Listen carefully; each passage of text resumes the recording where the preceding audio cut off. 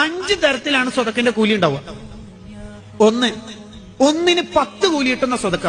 ആരോഗ്യമുള്ള ആൾക്ക് സ്വതക്ക കൊടുത്താല് ഒന്നിന് 10 കൂലിയാ. നമ്മളിങ്ങനെ ഒരാളുടെ കൂടെ യാത്ര ചെയ്യുമ്പോൾ സുഹൃത്തിന് ഒരു ലൈം സോഡ വാങ്ങിക്കൊടുത്തു, 10 ലൈം സോഡ വാങ്ങിക്കൊടുത്ത കൂലിയ. പിന്നെ ഫോൺ വിളിച്ചാൽ ചോദിക്കരുത് അന്നത്തെ 10 ലൈം സോഡ എങ്ങനെ ഉണ്ട്, അത് ചോദിക്കണ്ട, കൂലിയാ പറയുന്നത്. ആരോഗ്യമുള്ള ആൾക്ക് സ്വതക്ക കൊടുത്താൽ 10 കൂലി. ഇനി രോഗമുള്ള ആൾക്ക് സ്വതക്ക കൊടുത്താലോ 90 കൂലി. ഖത്തീബ് ഉസ്താദ് പറഞ്ഞു, കാഴ്ച കുറവുള്ള ഒരു മനുഷ്യൻ പുറത്ത് സഹായത്തിനുണ്ട്, നിങ്ങൾ പറ്റുന്നവരൊക്കെ കഴിയുന്ന പോലെ സ്വതക്കാണ്. 1 രൂപ കൊടുത്താൽ തന്നെ 90. കൂട്ടിക്കോ, നല്ലോണം കൂട്ടിക്കോ. ഒരു 10 ആലോചിക്ക്, ഒരു 500 മുപ്പർക്ക് കൊടുത്താൽ ഇൻറ്റു 90, വെറുതെ ആലോചിക്ക്. അസുഖമുള്ള ആൾക്ക് കൊടുത്താൽ 90 കൂലിയാണ്.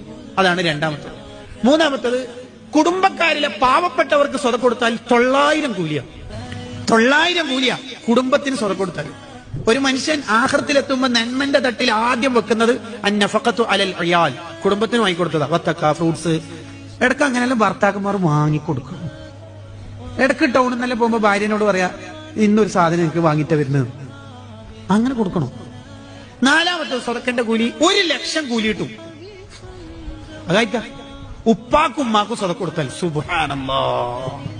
ഉപ്പാക്കും ഉമ്മാക്കും സമ്പത്ത് ഉണ്ടാവട്ടെ ഇല്ലാതിരിക്കട്ടെ കൊടുക്കണം. 1 ലക്ഷം കൂലിയാണത്. അത് ഉപ്പി ഉമ്മി മരിച്ചു കഴിഞ്ഞാൽ നമുക്ക് അത് കിട്ടൂലല്ലോ. അത് അവരുടെ പേരിൽ കൊടുക്കലല്ലേ നടക്കുള്ളൂ, നേരിട്ട് അവർക്ക് കൊടുക്കണം. അള്ളാഹു തൗഫീഖ് ചെയ്യട്ടെ. അഞ്ചാമത്തത് സ്വതക്കന്റെ കൂലി. അഞ്ചാമത്തത് നോക്കുമ്പോ 9 ലക്ഷം കൂലി കിട്ടും. ആർക്ക് കൊടുത്താലെന്നറിയാം? ഇൽമിന്റെ അഹ്ലുകാർക്ക് കൊടുത്താൽ. ഇൽമിന്റെ അഹ്ലുകാർക്ക് സ്വതക്ക കൊടുത്താൽ എന്തിനാ ഇത്രയും കൂലി എന്നൊരു ചർച്ചയുണ്ട് ഗ്രന്ഥത്തില്. അതിന് മറുപടി, അവരേറ്റവും ടോപ്പിലെ അത് ചെലവാക്കുള്ളൂ. ഒരു മുത്തഅല്ലിം 5ാം വർഷം ദഅവാ കോളേജിൽ പഠിക്കുന്ന ഒരു കുട്ടിക്ക് 500 രൂപ കൊടുത്ത ഓനാണെങ്കിൽ 2ാം ഭാഗം മഹല്ലി വാങ്ങാൻ പൈസയിലായിട്ട് ഇങ്ങനെ നിൽക്കുകയാണ്. ഷറഫുൽ മിൻഹാജ്, കൻസുർ റാഗബീന്, ഇമാം മഹല്ലി റഹ്മത്തുള്ളാഹിയുടെ. അപ്പോഴാ 500 രൂപ ആരോ കൊടുക്കണത്. അതും ആ പൈസ കിട്ടിയാൽ മൂപ്പര് ആ കിതാബ് വാങ്ങും. ആ കിതാബ് കൊണ്ട് മൂപ്പര് എത്ര പഠിക്കും. അങ്ങനെ മൂപ്പര് ഒരു മുദരിസായി ആയിരങ്ങൾക്ക് ചൊല്ലിക്കൊടുക്കും. അതിന്റെ ഒക്കെ കൂലി നമുക്ക് കിട്ടും.